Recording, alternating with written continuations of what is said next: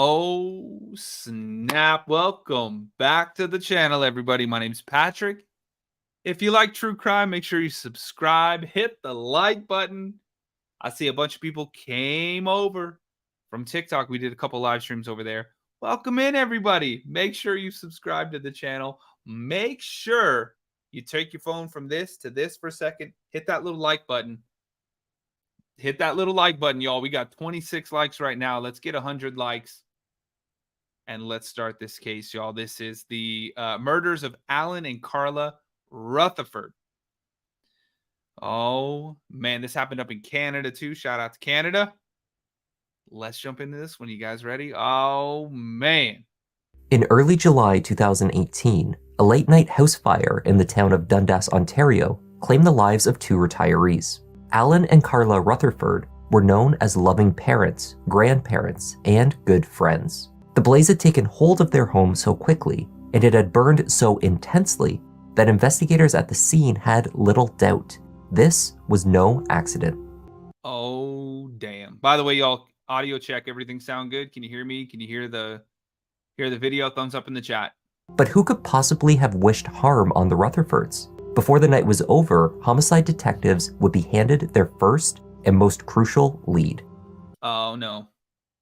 Alan's dying declarations pointed the finger directly at the individual that he said had lit a match in his bedroom and set the house aflame. Hi everyone, I'm Kevin and welcome to Just Thought Lounge. Today's case begins with an accusation. It is enough to set the path of an investigation that would include months of surveillance, search warrants, interrogations, and finally, a case for conviction. Oh, damn. By the way, make sure you follow that channel, Thought Lounge, I think is what it was. The original video is down in the description, y'all. Show them some love.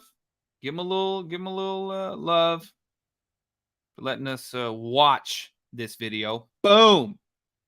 Getting that fair use right there. Thank you so much. All right, let's go. Let's take a look. Oh, and real quick, I'm sorry. Before we even start, I totally messed up. Critter Vamp, thanks for following. For joining the channel. And Rose and Toes, thanks for the $2 super chat, y'all. Thanks for that. It just helps me go live every night. Thank you for the love. Thank you for the support. You don't have to, but it is appreciated. All right, let's go. Dundas is a community and town in Hamilton, Ontario, Canada. Sitting in close proximity to the main campus of McMaster University and McMaster Hospital, it is home to many students, faculty, and medical professionals. It was just past 3:30 a.m. on a quiet street in Dundas when Karen Monk was awoken by a banging on her front door. When she arose, Karen moved to the front of the house and took in a shocking scene. The man on her porch was severely burned.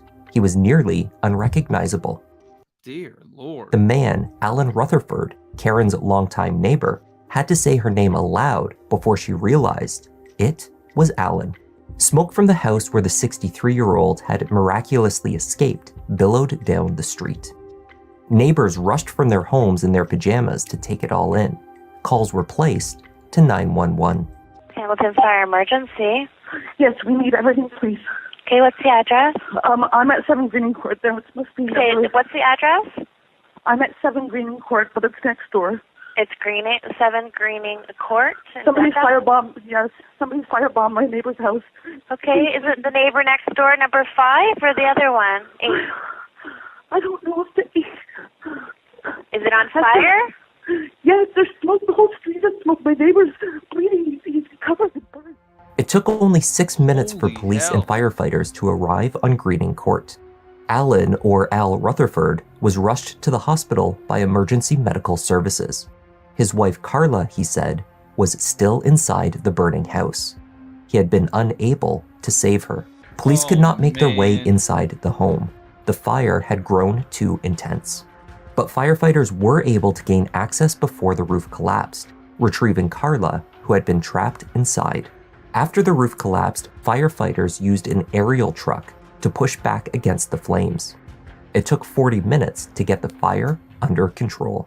Emergency responders did what they could to save Carla Rutherford, but it was too late. The 64-year-old died on the way to the hospital. Her husband was transported to hospital as well, in critical condition. Al also died later that afternoon. Despite Oh, suffering burns on over 90% of that's terrible. his body, Al had managed to escape the house by breaking the bedroom window and falling roughly 3 meters to the ground below. Jesus. What the hell's a meter, though? The 63-year-old then attempted to return through the flames. Just kidding, Canada. I'm just kidding. By the way, y'all, hit that subscribe button if you happen to be new here and leave a like on this video. For his wife. This is crazy as hell, though. It better not be somebody in the damn family. Watch, it's going to be somebody in the damn family. And 2 dogs before seeking help from his neighbor. The couple's 2 chocolate labs, who were in the basement, escaped the house unharmed. No one else had been inside the home. Hamilton firefighters had successfully isolated the blaze from neighboring houses. When the Ontario Fire Investigations team arrived, they were able to establish a few facts almost immediately. First was that the fire was set intentionally. A thorough analysis needed to be conducted, of course, but all signs suggested that this was no accident. In the upstairs master bedroom, where Al and Carla had been sleeping that night, the fire burned clear through the hardwood flooring and to the basement far below. Above, the flames had taken out the ceiling and a large portion of the roof. The bed was incinerated, leaving behind a metal frame and the coils of Holy hell. the box spring. The window to the room was slid open and broken. A tin with a collection of coins melted inside was retrieved from the bedroom rubble. Meanwhile, whole sections of the remaining house were untouched. The kitchen was intact. Shoes sat by the front door. The cars parked in the driveway out front, and the gazebo with a barbecue and propane tank in the back were likewise untouched. Oh, man. So somebody went into the bedroom and targeted this couple. Oh, my God. The fire had caught quickly and burned intensely. It had been started where the damage was the most severe, in the master bedroom. A forensics officer discovered a red and white box of wooden touch matches with red tips sitting just inside of the front door. The box holds 40 matches. There were 39 inside. Around the corner from the house, another matchbox was found. Some matches burnt and others not. These were the same brand that were located inside of the Rutherfords' home. The fire had been substantial, yet localized in the bedroom. Items that remained in this area were collected for testing. Lynn said, I love the quarter headphones. Thanks. I need them because that's what plugs into the microphone. I can't Bluetooth to this microphone, sadly. Maybe I can get a microphone that does that. I don't know. But I'm sticking with this one for now, y'all. Thank you so much for being here. By the way, my name's Patrick. If you are new here, hit the subscribe button. Hit the subscribe button, y'all. True crime every single night. We start on TikTok. We move over to YouTube. Y'all hit me with some super chats. Watch what happens when you send a $20 super chat, too. It gets crazy in here, y'all. Somebody check it out. Watch this. Chaotic Billy Joe. Thank you for joining the team as well. Y'all join the team. Click the link that's pinned in the top comment there. All right, let's keep going, y'all. These included a book and a handful of clothing that had escaped the flames while tucked under other items near to the bed. Fire investigators found these items soaked in medium petroleum and ignitable fluid. Testing could not determine the specific source, however. It could have been a barbecue lighter, kerosene, or even paint thinner. It was deduced that the fire was lit by the bedroom doorway. Otherwise, the person lighting it would have caught on fire.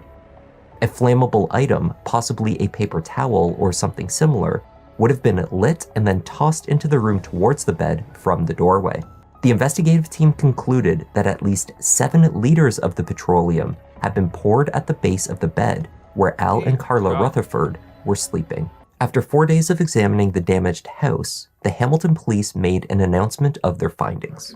Today, after 4 days of investigation at the fire scene and with the assistance of the Ontario Fire Marshal's Office, the major crime unit is satisfied based on evidence that the fire was deliberately set. The house was the scene of a double homicide. Detectives were already following leads to find the killer.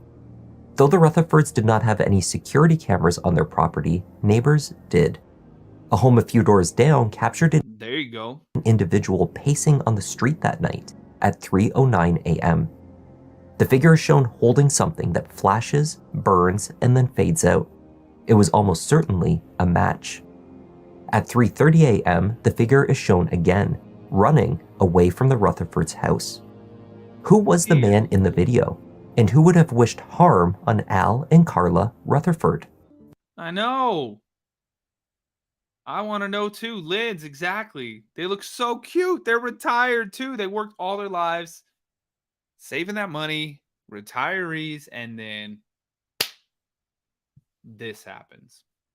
The couple met as co-workers at the Hamilton Health Science Lab at McMaster University. Both had 2 adult children from previous marriages. Al, 2 daughters, Allison and Amelia, and Carla, 2 sons, Chris and Richard. When Al Which one did it? I don't think it's his daughters, but I'm not getting good vibes from her 2 sons. Which one was it? It was one of them. It was one of her 2 sons, I bet. I got money on it. Al and Carla married in the spring of 2007. Y'all let me know who you think. Send a super chat so I can pin it. Tell me your guess right now with a super chat. Moved into the home on Greening Court in Dundas, where Carla had raised her 2 boys. Carla was an avid reader, mostly murder mysteries, and Al was very active. He was a fitness buff who ran races, Yes, I agree. including the Boston Marathon, and loved cycling. Together, the couple retired and enjoyed traveling and sailboating. After a relationship spanning 2 decades and a marriage of 11 years, the two were the picture of a loving partnership. They doted on their grandchildren and were close with many neighbors. The affection that so many held for the Rutherfords made the tragedy of the fire and the intentional killing even more mind-boggling. During the few minutes that Al, severely injured, awaited the emergency response, he spoke with his neighbor Karen and others. "Is there anyone I can call for you?" he was asked. Al was said to have responded, "Don't call Rich. He's the one who did this. He already knows about it." Oh, man, I knew it. I freaking knew it. I had a feeling. They're gonna come after you, Rich. To other Richard. witnesses near to him, he said the same. Rich did it for the money. Al told neighbors and medical personnel that he had first tried to escape the bedroom through the doorway, but that he could not. Someone was blocking the door, he said, leaving him no other choice but to break through the window. Emergency medical personnel questioned further. Why would someone named Rich do this? With one of his last breaths, Al replied with one word: financial. Before the remains of the house were demolished, workers cleared the debris from the property. While doing so, one worker spotted a critical item poking up through the burnt rubble: a fireproof safe. Once removed and opened, investigators found a series of important documents inside, including Carla Rutherford's will. The executor was one of her 2 sons, Richard Rich Taylor. Rich Oh man, we figured it out. Taylor was not exactly a typical murder suspect, if there is such a thing. The 42-year-old was an elementary school teacher at Hamilton's Hess Street Elementary School, teaching physical education and library. He was married to wife Evangelia, whom family called Vange. They were raising their 2 young children, an 8-year-old daughter and 4-year-old son. The 2 owned a home in Oakville, which is a roughly 30-minute drive from Hamilton. Outside of teaching, Richard enjoyed woodworking. He had recently agreed to take on a project building a display cabinet for his son's model planes. While at his mother's house collecting supplies for the cabinet a few days before her death, Rich took a tumble down the steep stairs that led to the basement. After the tumble, Rich spent 5 hours in the hospital for treatment on his right knee. On the afternoon of July 10th, the day after the fire, members of Al and Carla's families were called into the Central Police Station for questioning. Rich Taylor, limping from his knee injury, was driven to the station by a friend. On the station's security camera, he is shown behind his brother and others entering the building, slowed down by the use of a cane. Rich sat down with Detective Michelle Moore. She showed him the recording equipment inside the room, and she cautioned him that based on the statements made by his stepfather, there was a real possibility that he would be arrested and charged with 2 counts of first-degree murder. Holy hell. But Rich wanted to be cooperative. He chose to talk. He also handed over his cell phone to allow law enforcement to extract its data.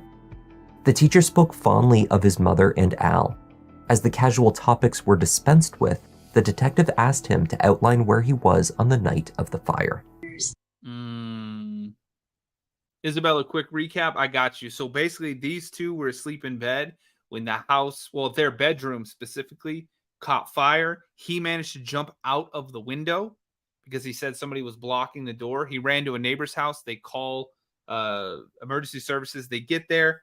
They managed to get her out, but she was deceased. He made it to the hospital and with his last breaths said Rich did it, which one of her sons is Rich. And so now they're bringing him in to talk to him.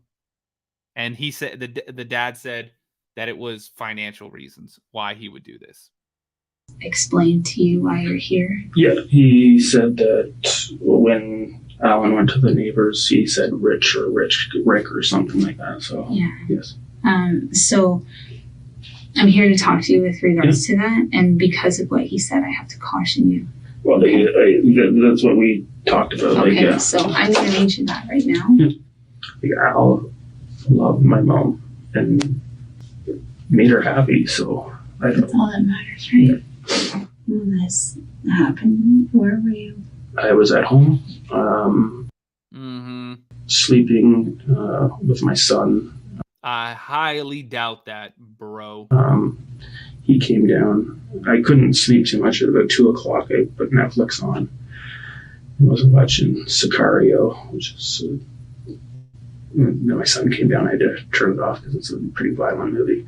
And he was upset, and he came down and laid with me for about, 30 minutes or so, maybe around there.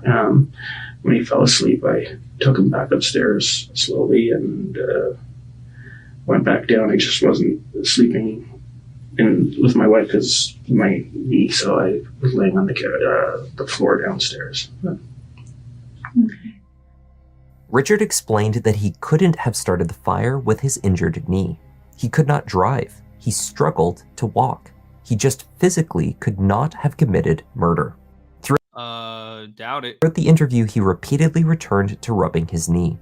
When Detective Moore exited Stacy, thanks for the super chat. You're not late, you're right on time. the room, he would examine the leg, grimace, and sigh. Do you need meds or something for your... I took some Advil before we came, so. Not that I'm like supplying them, but I don't know if I'm past like a dosage. You sound like you're... No, it's sore. It's, that's all. It's always sore, so it's not a big deal. But. So if his injury removed him as a suspect, why would Al have said that he was responsible? Who would wish the couple harm?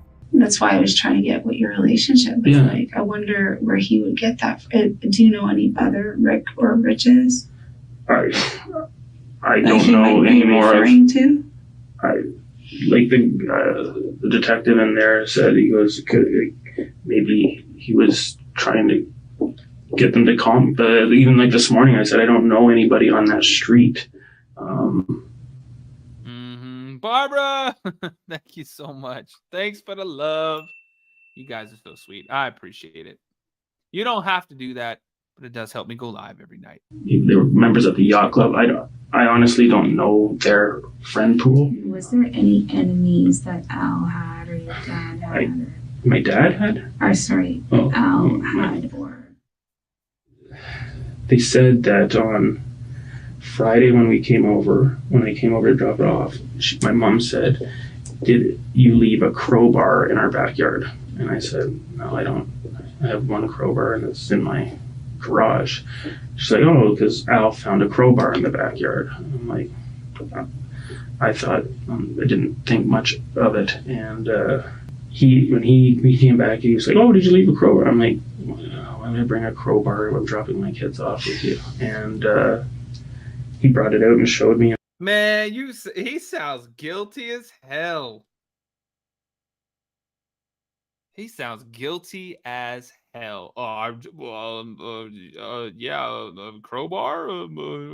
Yeah, you might as well just say you did it. It was like a big, probably as long as this, big blue octagonal crowbar that he had in between the. Did you just use the word octagonal? Man, you are guilty as hell. Gate, and they had a wheelbarrow. Okay. And that's the only And weird. when was that found? That was Friday morning. And Okay. when she came over to our house, I kind of joked. When she came over to my house, she was telling my wife about it, and then I kind of joked to my brother, like, "Oh, they're getting old. They can't remember where they're leaving their stuff." Sort of thing. It seemed extremely unlikely that a stranger would have broken into the home and set the fire. Even more unlikely was the implication that someone had scoped out the home in advance, accidentally leaving behind a crowbar. Furthermore, the house showed no signs of forced entry. Whoever had lit the match had used a key to the front door. That narrowed the list of possible suspects down to a few family members and neighbors, including Rich Taylor.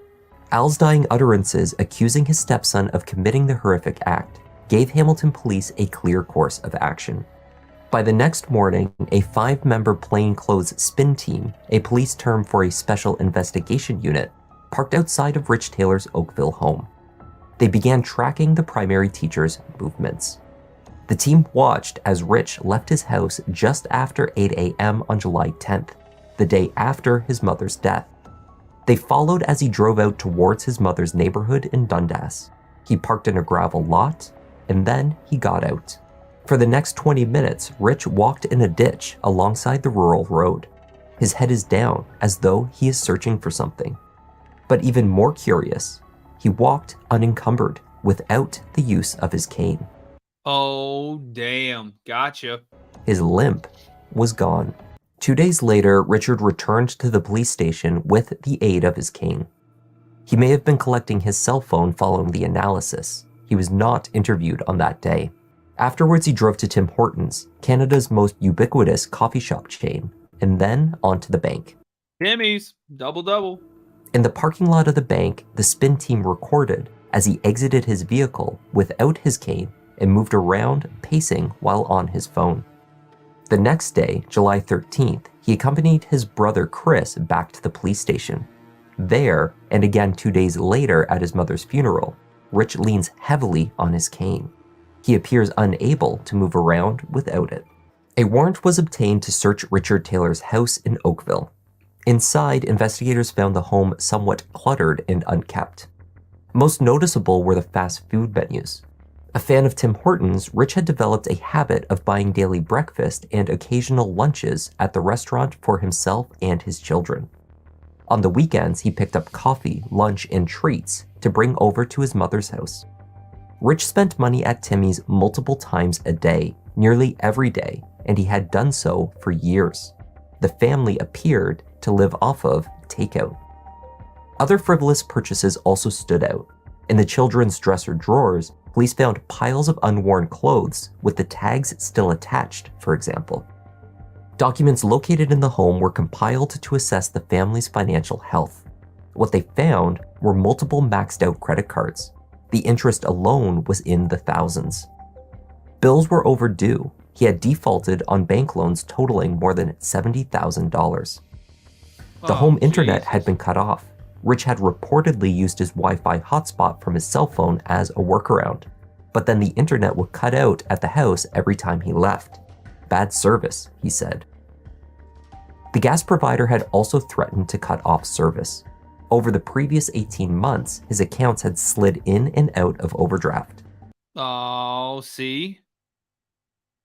Financial. That's what the dad said. He said he did it because of finances.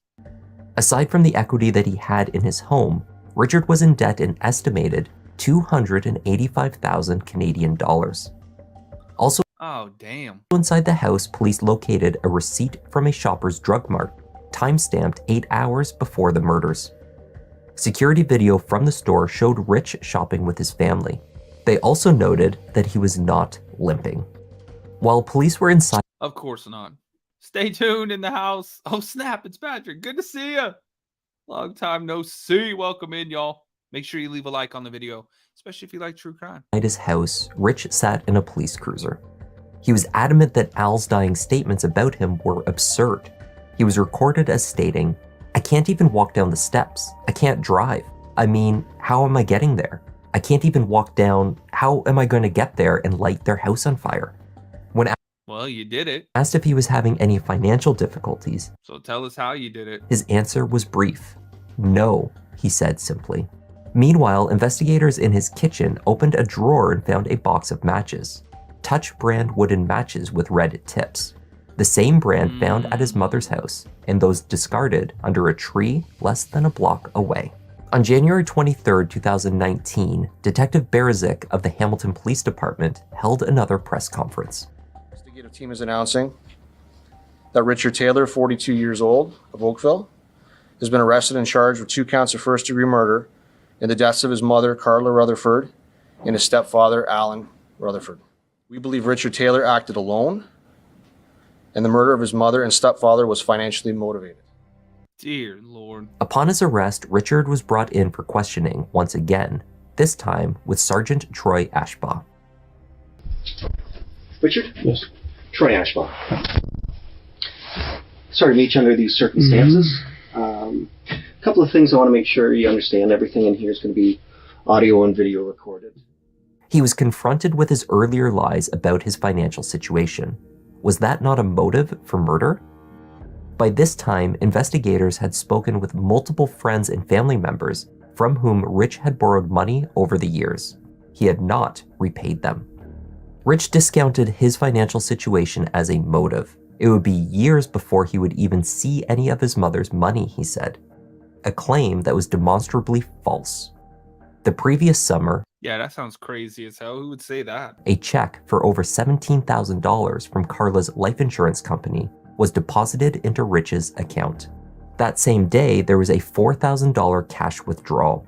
Despite also receiving a few thousand in regular pay during this time, just over a week later, the account was down to $10,000. By October, it was overdrawn. Rich had spent all the money he had, mostly at restaurants. He explained that his Jesus. spending habits during this time came down to grief. He ate, he said. Oh, God. Sounds like you need to learn how to cook, dude. My God. Because he was distraught over the murder of his mother. Rich also received You mean distraught from doing it? at least $21,000 from a joint account with his brother, created to disperse money from their mom's tax-free savings account. Over $6,800 in probate fees owed from that account were not paid. Rich claims the check he wrote was lost in the mail. His brother Chris ended up paying it. Rich Oh, wow. was unaware of the existence of 2 key pieces of incriminating video evidence. The spin team's surveillance of his ditch walk the day after the murders, and the home security camera that captured a man lighting matches on the street just prior to the house fire. When examining the security footage from the neighbor's home, Rich dodged every attempt to acknowledge that the figure in the video was lighting a match. His avoidance is made more suspicious given the proximity of the camera footage to the house fire, in both location and timing. But maybe the footage shows nothing more than a cell phone, or maybe kids with fireworks. What I'm looking for, what would you describe happening in that video? Well, there's some sort of flash of light coming out, but this person walking and they went back and forth and there was some sort of flash of light. And what do you think the flash of light was? I don't know. It could have been something on fire. I didn't know what it was at first when I saw it. It looked like a flash on them. Yep. I don't know. When that happened, I thought it was maybe a cell phone or something, like a Yep. like a light. I get that too. I'd never thought of that. Like it could be like a firecracker or something. I don't know. A firecracker or a cell phone? Dear God, your mom and your stepdad passed away because of what you're seeing. And you're going to be like, it looks like a cell phone, maybe a firework. What? I'd be like, that's a damn match. That's what caused it. Who is that guy? We need to get that person. That is the murderer. We have to get them. Who is this person? Unless that person is you, Rich. I'm thinking that person is you, Rich. Because anybody else would be like, that's obviously the person who did this. That's a lighter or a match or something. We need to find out who that is. Crazy as hell. Y'all hit the like button real quick. Make sure you subscribe to the channel too if you like true crime. And then he walks back. The surveillance taken by the spin team of his ditch walk the day after the murders was played for Rich multiple times. Oh man, here we go. He's gonna be like, well, it just didn't hurt that day. I took a whole bunch of Advils. Who's that walking in the ditch? I don't know. Don't recognize that person? Play it again? No. He didn't recognize himself twice. Come on, Rich. Who's that? I can't tell. Can't tell? Who do you think it might be? Damn, even the detective's like, you can't tell? You can't tell? Who do you think it might be? It looks like it could be me. It looks like it could be you? What an idiot. It is you. So what were you doing walking in that ditch? I'd driven by there the day before after I heard my mom. I went for a drive by myself. And when I got back, I realized something had flown out the window. Some papers had flown out the window, and I went back to see if they were there. Rich later revised this Some papers? explanation. On the morning following the news, Stay tuned. Never be a Richard. Yup. This dude is a Richard for show. This is crazy as hell, though. Crazy as hell. Let's keep going. of the murders, he had traveled out to his mother's home, near to the baseball diamond where he played as a kid. He had fond memories of his mother and childhood there. At the diamond, he wrote down what he called love memories about his mother. These notes then accidentally flew out of the car window into the ditch, he said. He got out of the car to look for his love memories in the ditch. His explanation... Dear God, you sound crazy. You sound like crazy as hell Will Byers acting crazy over here. My now memories. Your what? You mean your love memory? What the hell are you talking about? This is craziness, dude. Nobody talks like that. That's from Stranger Things, and that's a TV show. Such as it is, fails to account for how he managed to walk with no limp and no cane. Yeah, that part. And the thing that is very clear about all these pictures, there's no cane. Mm-hmm. Well, tell me about that. I left it in the car because walking through that stuff, the cane would be very good. When asked to identify the injured leg, Rich initially identified the wrong one. Oh, Lord, you crazy as hell. Okay, but where's the limp? I'm limping there. Like, I don't know. You want to see? Which leg is injured? It was this one, I think, I left. Oh, it's right. I don't know. Which one was it? Yeah. Sergeant Ashbaugh remained unconvinced by Rich Taylor's explanations, and the suspect's next tactic was equally unsuccessful. Rich suggested that his stepfather could have started the fire himself. Only months earlier, Rich had described Al affectionately. The father and stepfather had rushed back inside the burning house in an attempt to save his wife and dogs, all the while suffering from his injuries. Nonetheless, Rich suggested that Al had killed his mother. And then oh my God, and then burned himself, but then jumped out of the window trying to save himself? Man, you are crazy as hell. I didn't do it, and I don't think you looked into other avenues either that much. So, What other avenue should I look into?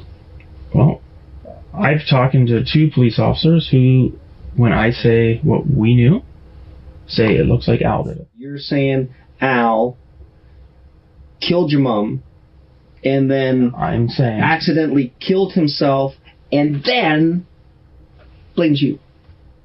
That's what you're saying? I'm saying it's a possibility. Sergeant Ashbaugh then outlined to Rich the theory that investigators had developed. Rich had made the 30-minute drive from Oakville to Dundas at around 3 a.m. His wife believed he was asleep downstairs with his bad knee and never came down to check on him. He paced on the street around the corner, lighting matches and working up the courage to do the deed. Then, he quietly entered his childhood home using a spare key. Items at the foot of the bed were soaked in an ignitable fluid. From the bedroom doorway, he lit the match and threw it towards the bed. It can be deduced from Al's later statements that the 63-year-old awoke, perhaps even spotted Rich, and tried to leave via the bedroom door. He could not escape this way, however, because Rich was holding it shut. Ontario's Attorney General decided the case would go straight to trial with no preliminary hearing. They believed that the evidence was overwhelming. During the trial, which lasted roughly 4 weeks, Evangelia Taylor testified to the devious means through which her husband had concealed their financial difficulties. Amongst the documents seized from their home were fake bank statements, showing that the family had tens of thousands of dollars in savings. Rich had used original bank statements with new numbers cut and taped onto them to fool his wife. Believing they were financially secure, Evangelia had planned a family vacation to Greece. The flights had been a gift, but once the family landed, they would need to pay for hotels and food. Yet, there were no working credit cards, and only a few dollars remaining in Rich's account. Oh, hell no. This dude did all this so that his family could go to Greece? Oh my God, you're gonna burn in hell for that. The defense team argued that poor spending habits and lying to one's wife does not make someone a murderer. However, the Yeah, but doing what you did to your mom and stepdad does. Rich. timing of this planned trip was crucial. The family was due to fly out only 2 days following the murders. This marked the end of the line for Rich's lies, unless he implemented a horrific plan to cover his debts. By the time of the trial, Evangelia had separated from her husband. She also managed to clear the debt by placing the family home on the market. The sale covered outstanding debts and left her a small profit. Selling the home had been an option to Rich to rid himself of the debt for years. The Crown prosecutors argued that Richard refused this option out of sheer pride. It would have meant admitting to his debts and his lies. On the stand, Richard admitted to faking the extent of his knee injury. That is crazy as hell. Patrick, why am I seeing ads during live stream? I have no idea. Because YouTube is crazy as hell too. He was also ashamed, he said, for lying to friends and family members for years about his finances. But he was not lying about the fire. He was not a murderer. The Crown prosecutor questioned him. It was only because of Al's dying words that police knew, wasn't it? To which Rich responded, I was at home. If Al had not had the strength to jump out of the window, you would have gotten away with it. Rich said, I haven't gotten away with anything. I did not kill my mother and Al. After 2 days of deliberations, the 6 men and 6 women of the jury found Richard Taylor guilty of 2 counts of first-degree murder. The conviction in Canada is punishable by a mandatory life sentence with no chance of parole for 25 years. During the sentencing, Superior Court Justice Tony Scarica assured the jury that he would have come to the same conclusion that they did. The judge spoke directly to Rich Taylor. You were a very unusual criminal. The judge noted that he had a happy upbringing, a loving mother, and a supportive stepfather. How you turned out this way with your background is beyond me, the judge stated. Damn. You're a monster, and you should never see the light of day. You threw that match. Crown prosecutors and The Hamilton police later told the public that it was Al Rutherford that ensured justice in this case. His dying declarations led straight to the killer. It was a tragic, horrific case. Alan was a hero in jumping out the window and telling everyone who did this. Without Alan pointing us in the right direction, we may not have been able to do this for the family and get to the proper conclusions. Richard Taylor has filed an appeal of his conviction. He argues in part that Al Rutherford's statements to neighbors and emergency responders at the scene are hearsay, not dying declarations. And What? Oh my God.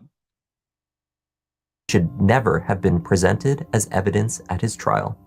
It could be years before all of his appeals are exhausted.